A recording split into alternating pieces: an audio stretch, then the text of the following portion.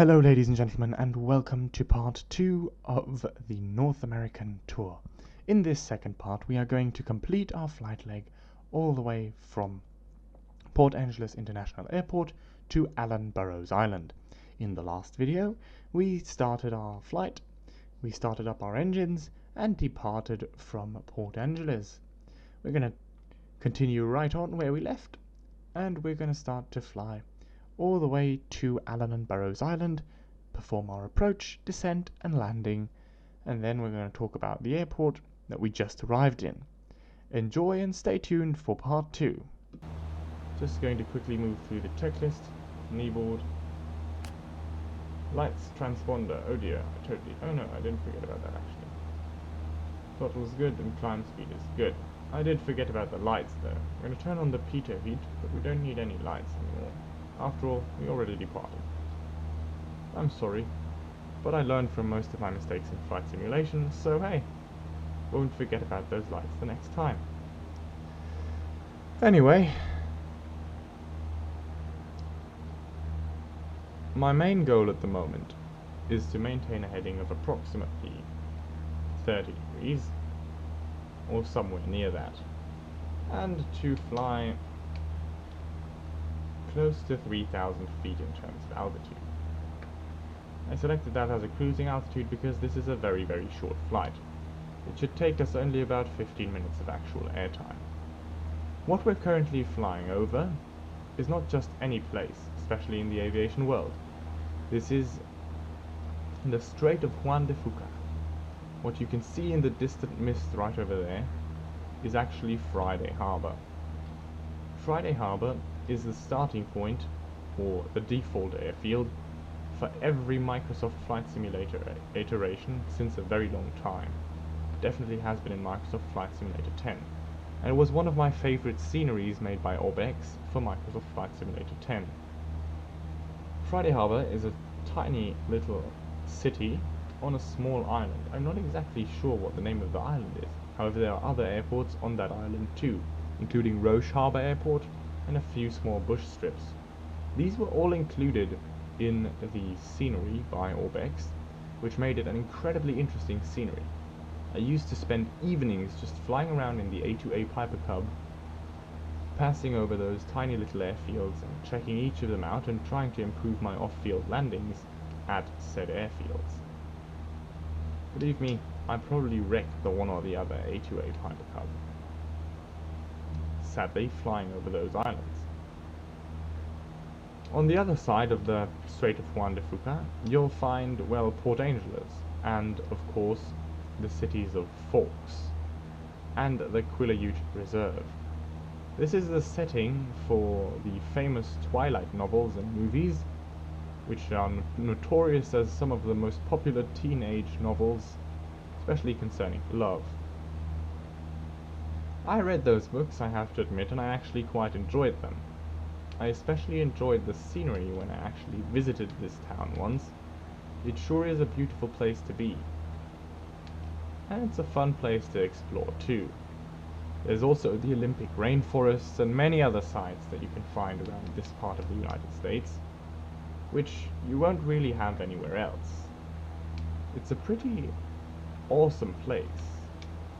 Also, on the other side, you'll pretty soon enter Canada, with Vancouver and a lot of other places straight across. And you're not really far away from Seattle, only about an hour's flight with a Piper Cub. With a Cessna, it's more like half an hour actually, that you're away from Seattle.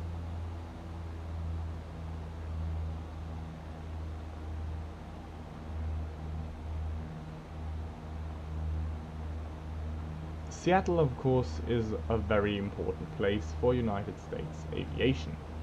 Aside from being the place where Boeing is, it's also the place where Microsoft has its headquarters, meaning that if you decide to go to Seattle, you can definitely check out the birthplace of Microsoft Flight Simulator, a simulator that got me to flight simulation, and a simulator that I've enjoyed for the past decade, since 2006. In fact, more than the past decade. Oh goodness. That's a long time of flight simming, eh? Anyway, I'm very excited for the new Microsoft Flight Simulator 2020 to come out. It seems like a really fun product, and it seems like it's going to be a great addition to the flight simulation world, and allow for some really realistic and fun flights. Although I did sign up for the tech alpha, I never got accepted. I'm just assuming my PC has too little performance. Anyways, I can't wait to see it and purchase it and really get into flying it around. In general, until then, I'll probably stick with X-Plane 11, another really cool flight sim that's incredible fun. It's a simulator we're using at the moment, so if you don't know a lot about flight sims and want to get into it, maybe start researching X-Plane 11. It's a fun little simulator. Other than that, what we're currently doing is flying across said strait towards Allan and Burroughs Island. Allan and Burroughs Island, or the scenery we're using for it today, is in fact a scenery that was created by PropStrike Studios, the same people that made this little plane. They do some amazing scenery work, amongst other things Allan and Burroughs Island and Quatam River, a beautiful little scenery which has amazing detail.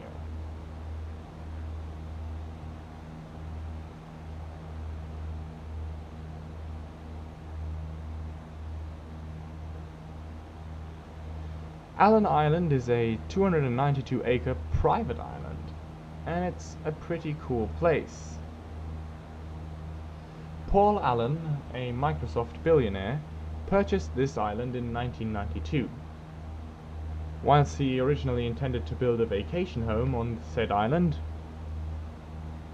he bought another island, because that's apparently what billionaires do, just go out and buy islands, and preferred said island.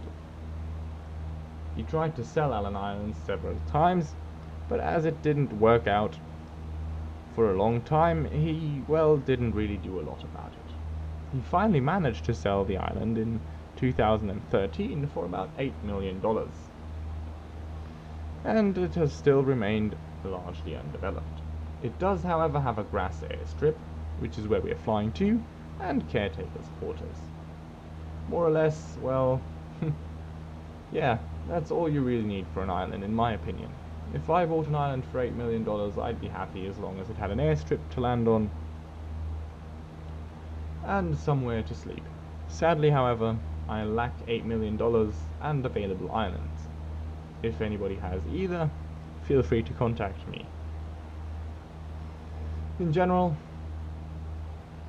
this is not a really exciting island to go to, but PropStrike Studios did something amazing with their scenery, the same thing they did with Quatam River. As far as I know, one of them studied game design, and you can really notice this when you look at their scenery. Unlike other sceneries, which basically consist of the main airfield and a few other small side attractions like beautiful buildings or special nature formations, and occasionally a second bonus airfield, Quatam River and also Allan and Burroughs Island consist of tons and tons of landing spots.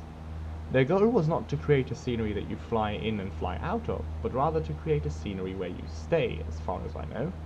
A scenery in which you can really enjoy the surroundings, fly in, and then just fly around it. And in order to make that more exciting, they added tons and tons of additional things, like helipads, additional landing strips, and other points of interest. I flew around this scenery in another YouTube video in the helicopter by V-Skylabs. I believe the Gimbal Cabri G2 was the model, a really fun little helicopter, and I checked out a lot of the landing sites. What's amazing about this scenery is that you really have a lot of fun. It does feel, in a way, like playing a video game, because just like a game's map, with lots of interesting things to check out and lots of new places to get to and lots of challenging places to get to, both of these sceneries by PropStrike Studios, as well as their free scenery, Macmel Fisheries, have a lot of places to get to and a lot of places that are very, very challenging. In fact, I saw a YouTuber recently name one of the side airstrips in Quatam River as the most challenging airstrip in X-Plane. And I've got to be honest, I kind of agree with him. Anyways, what we've got straight ahead, those small strips of land, should be Allan and Burroughs Island. You're probably wondering what Burroughs Island is. After all, I'm talking about the scenery as a two-island scenery the entire video, but I haven't really mentioned what the second island is. Burroughs Island is a neighboring island to Allan Island, and it provides pretty much the same as Allan Island does. Not much to see, aside from a helipad and a Coast Guard station. This is a fairly big helipad, allowing for some awesome helicopters like the Bell 407 or Bell 412 by Timber 61 and by... oh dear. I can't remember the studio that the Bell 407 is from. Oh well, allowing for some pretty amazing helicopters, both payware and freeware, to be landed there in X-Plane, which really makes for a very exciting place, and allows you to play out a lot of stories flying between the two islands in helicopters, aircraft, and well, whatever else you can get a hold of. In general, that Coast Guard station is a pretty cool place to start your exploration of the island. If you fly around the coast, you'll notice a lot of cool rock formations and a lot of different beaches, some of which are landable and which makes this scenery very, very enjoyable. On the other side, on Allan Island, you will find a few other things, including, but not limited to, more beaches and rock formations, but also a long pier and a kind of sports boat harbour, which allows you to fly and land on said piers with small helicopters like the Gimbal Cabri T2 or other comparable light helicopters in X-Plane 11. In general, what that means is that those both sceneries have a lot of fun elements. Also, you can find the caretaker's quarters and a small villa on Allan Island, all of which is rendered in very high quality, and especially with the beautiful trees by Prop Strike Studios. I really wonder how they managed to make those amazing trees possible. Anyways, currently, we're flying towards said island. Now, I believe this might end up being a very long episode, so I might stretch this into two parts. As I don't really want to have you watch a 30-minute video, you'll probably see me cut somewhere around the 15-minute mark, and then give you a second video to enjoy with this second part and the landing. Anyways, what we've got straight ahead should be one of the islands, if my navigation was correct. Ah, you see, it was not. This over there looks like it might be one of the islands. Oh dear me. Where are we?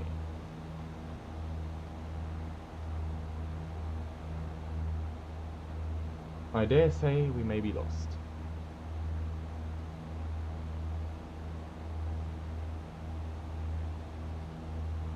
In fact, we are lost. Thanks to the fact that I concentrated on talking, not on flying, we've gone further north than I wanted to. What you're seeing straight ahead over there is not Allan and Burroughs Island, but in fact the south shore of Friday Harbour. Although that is a cool place to go to too, it's not where we're planning on going to. So we're turning a bit to the south, just level out here again, and continuing our flight towards Allan and Burroughs Island. At our current ground speed of approximately 107 knots, we will arrive at our destination in a set 8 minutes. So yeah, not long to go. Oh dear, we're climbing a bit fast. Anyways, I've pretty much said all I have to say about Allan and Burroughs Island and this scenery. A lot of you people are probably wondering how many euros this scenery is going to cost you, and the answer is not a lot. You're going to pay about 4 euros, which translates to approximately $4.50 in dollars. And that's a really low price for a scenery that has such incredible quality. For Kotam River, their main scenery, you're probably going to pay a slight bit more. I paid about 20 euros, or your regional equivalent. Either way, both sceneries are definitely more than worth it. I'd recommend both of those sceneries for anybody who's interested in getting into the flight simulation world and interested in flying general aviation, simply because you'll have hours of fun flying around both of these airfields. And you can test out your bush flying skills and your general aviation flying skills in general. Oh, Plan G is currently informing me that we should start descending in about 1 minute, but I'm kind of going to disregard, because I'm not using the Plan G VNAV profile. Sorry for that. Anyways, basically, what those sceneries offer are a really amazing flight simulation experience. Even if you're very interested in jets and you like flying the big iron, you might be interested in checking out this scenery just because it's a fun thing to do, and because it's definitely going to give you something that, although being a bit more short haul, is also a bit simpler to enjoy. Sometimes when I come home after a long day, I'm not really in the mood to set up an entire VATSIM flight and spend 3 hours flying that flight and talking to controllers and filling in FMCs and performance pages and doing calculations and flying down approaches. Sometimes I just want to jump into the simulator, grab a 172 in a Taildragger configuration. Let's look at that from the outside, by the way. Actually, it looks pretty cool. And jump around a few islands in British Columbia. I can only recommend it, and it's going to be a fun experience. One of the things you might notice on this particular 172 is that it's got something known as Tundra Tires. These are specially bloated and very pumped up tires which allow for softer landings and safer landings on rough off-airport strips. Basically, Tundra Tires are far larger and have a far lower tire pressure than the big other tires that small airplanes have. And what that means is that they can absorb shocks in the ground in a much more efficient way. Ah yes, I believe I can see Allan Island over there. Looks like it. Basically, what I was saying was that what these Tundra tires allow us to do is, for example, land on gravel bars or dirt strips that haven't been cleaned and maintained and taken care of. A lot of bush pilots in Alaska or other places use Tundra tires a lot of the time. They do have one key disadvantage though. Tundra tires have a bit of an issue concerning the fact that they are so soft that they really hug the ground. That allows for short landing distances in the bush. On asphalt, however, or concrete, depending on what runway you're on hard runway surfaces in general, this effect is going to be greatly exacerbated, which has led to a few nose-over incidents with Taildragger aircraft.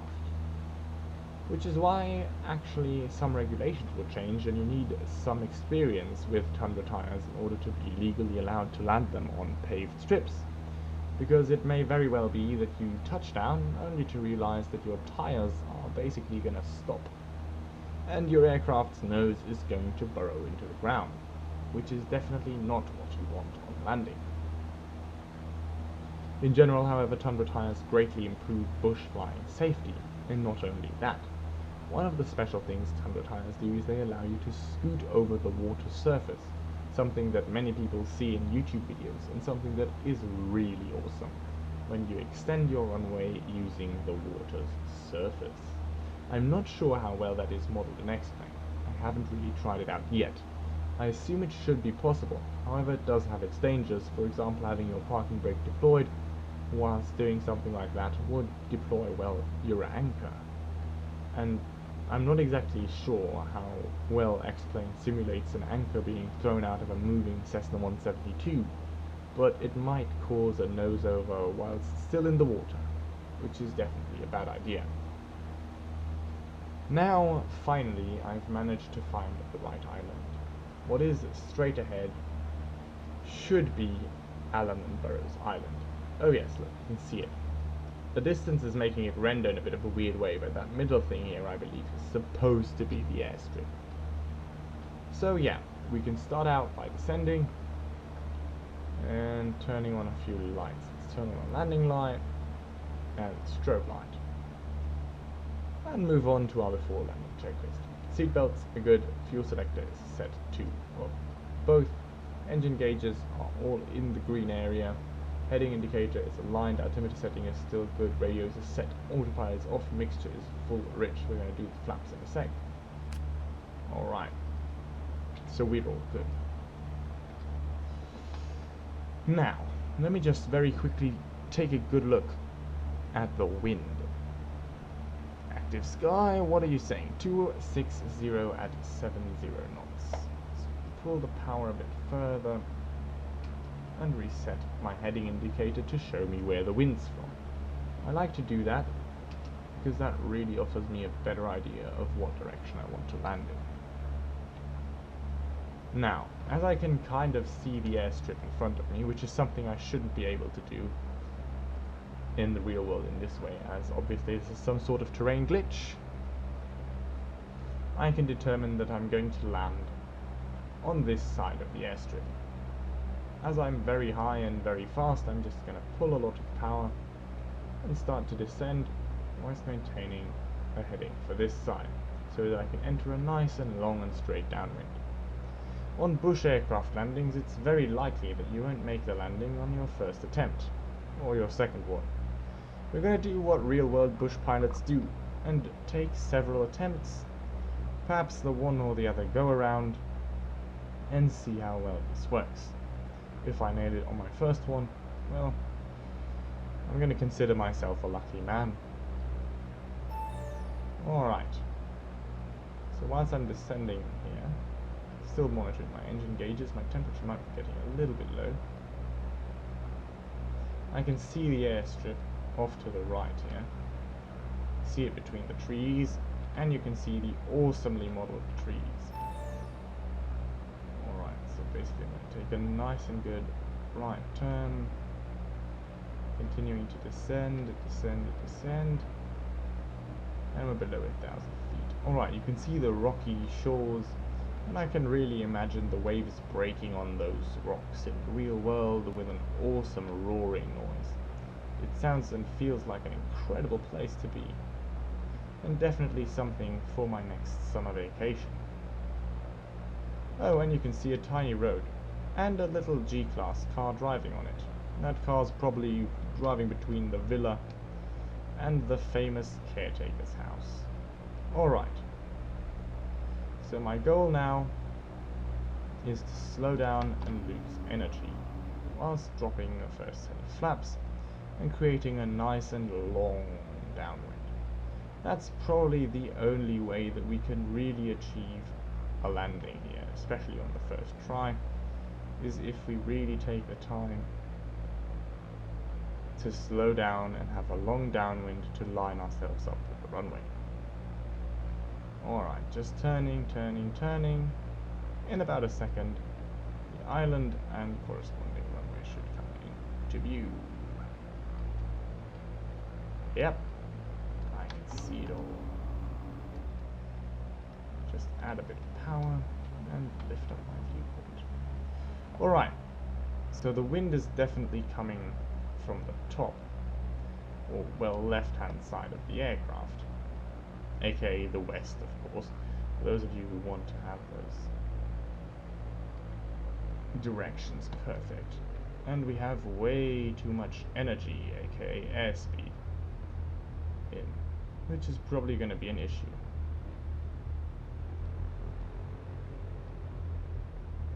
Dive over those last few trees and pull up.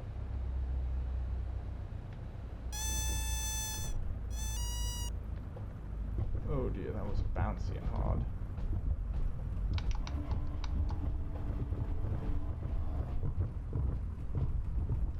Oh well.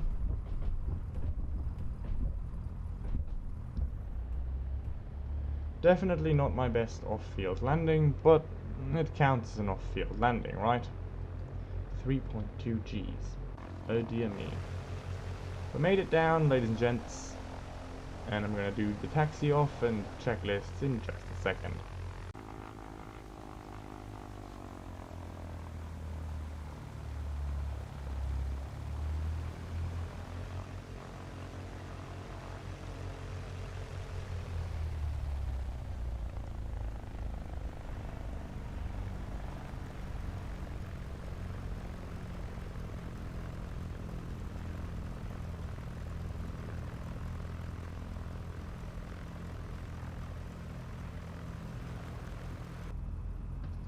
Alright, so right after I turned off the recording for the last cut, I decided to try a few more landings here, and of course I buttered those, so you can expect to see one of those in the video as well.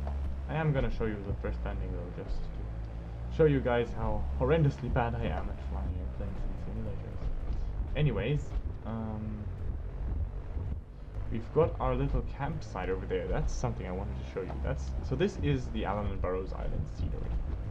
And before we taxi all the way to the campsite, let's just have a quick look outside actually.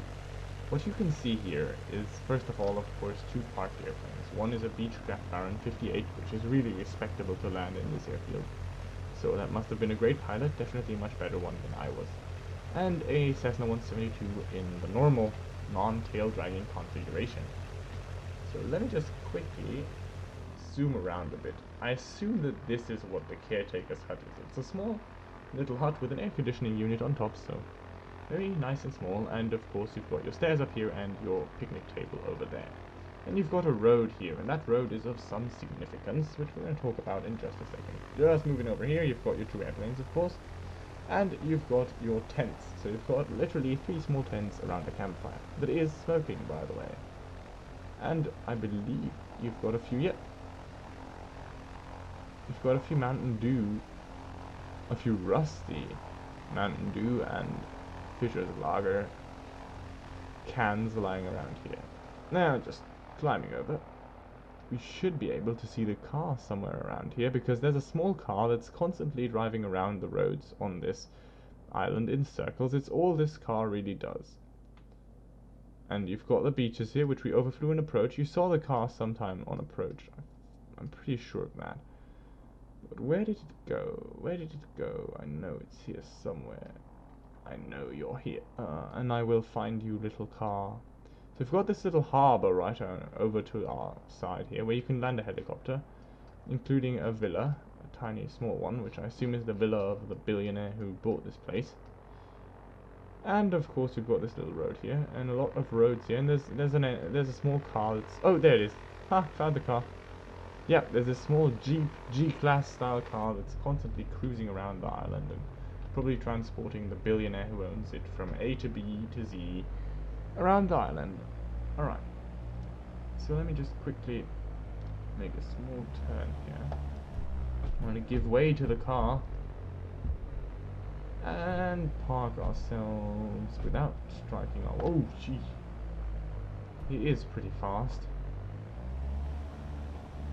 And just park ourselves right over here. I think this is a good parking spot. We're not too far away from the tents. Not too close either. Got everything else around here too, so that's all good. We can do everything else with the towing function, which I can show you in just a second. Alright, so let's go after landing. I'm going to quickly zoom down here. I'm going to turn off the transponder into standby mode. And then I'm going to turn off my nav, strobe, and pitot heat, and my landing lights. So everything except for the beacon. I'm going to check that my flaps are up. And, ooh, now comes the interesting part. I'm going to reset my takeoff trim to something that looks somewhat neutral. There you are. My throttle is in idle, and I'm going to check my magnetos for ground. So, check the park is actually on. I'm not taxiing too far forward. 1,800 RPMs, please. Yes, got it. And left, right, and left, and both. And resetting the throttle to 1,000 RPMs. There you go, come on, 1,000 please.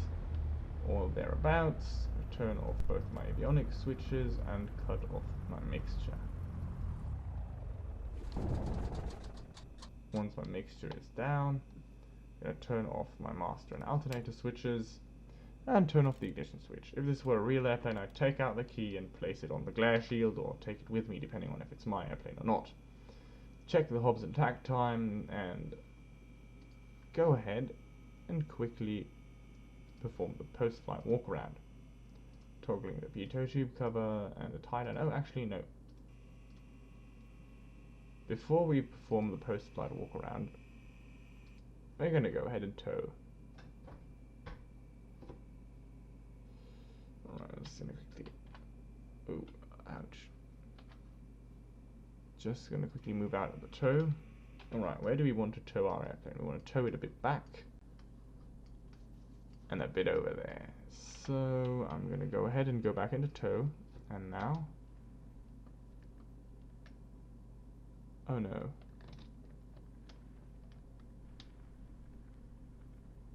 Well, the aircraft simulates the power of a single man towing it, which means that sometimes on grass the resistance may be too big for one man to tow it, so apparently we can't tow the aircraft around at the moment, so we'll just have to do the post-flight and we'll wait for a few friends to turn up so we can tow again.